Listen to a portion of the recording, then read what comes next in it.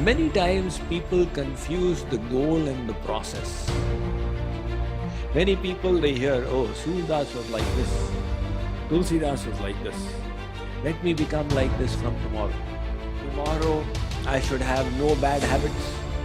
Tomorrow I should have no evil thoughts. Tomorrow I should be a saint. And then they try and they don't become. Then they get disappointed. Oh, too difficult, I can't do it. But the problem is that this was the goal. And to reach there, you had to take the next step. It is by a single step that the journey starts. There is the story of Chandragupta. You know, when Chandragupta's kingdom was snatched away, so he was running here and there, and he reached a hut of a villager. She did not know that he is our king. So she offered khichdi. Now the khichdi was hot, and when she put it, he put his hand and got burnt. Oof. She said, "You are as stupid as our king." You should have eaten the khichdi from the edge. It would have been of edible temperature. Now you are attacking the whole khichdi together. Similarly, he is trying to grab the entire kingdom back. He is unsuccessful. Instead, he should take a little bit at a time and he will succeed. And that clicked in Chandragupta's head, and he succeeded in getting his kingdom back. So, there is great wisdom in the power of incremental progress. You think, how can I take the next step? So many people come, Swamiji, this is so difficult, I can never do it.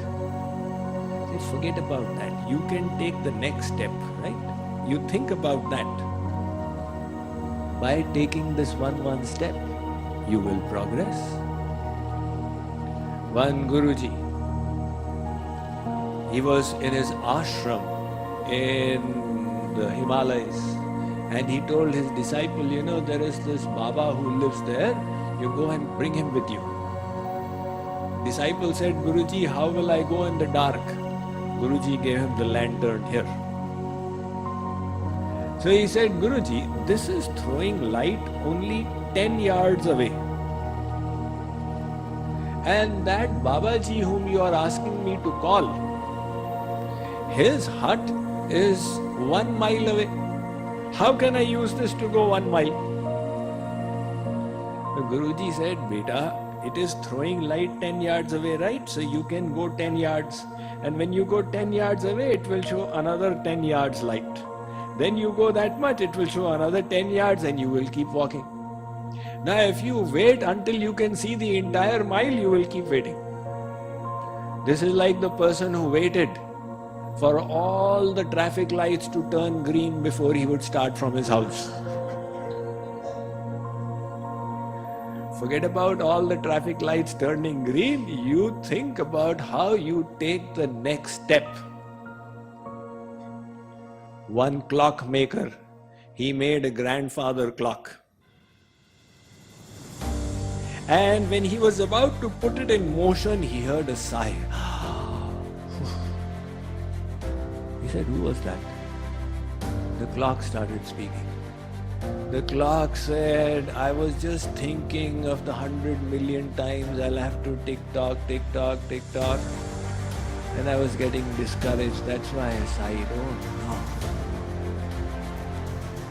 The clockmaker said, don't worry.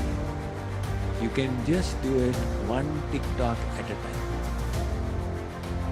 So he put it into action. Just do 1 tick-tock at a time and started off.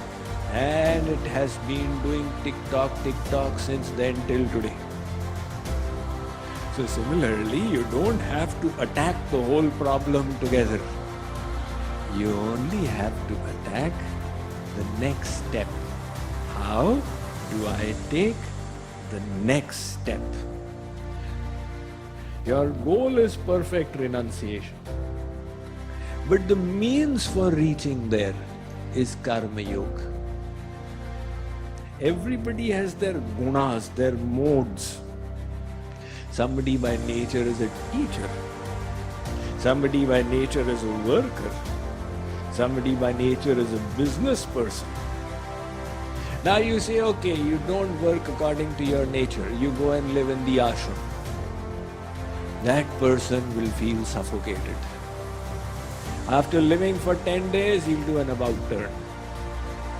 And instead, Sri Krishna gives a more practicable solution. He says, keep working in accordance with your modes, Arjun. You are a warrior, that is your nature. Now, if you artificially become a sannyasi, you will feel suffocated. Instead, you be a warrior and take your mind to God. One woman went to Ramakrishna Paramahans. She said, I wish to go and live in Vrindavan. Ramakrishna Paramahans said, that is all very well.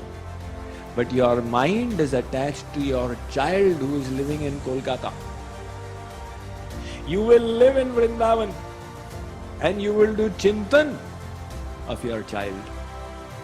So you will mentally not be in Vrindavan, you will be in Kolkata.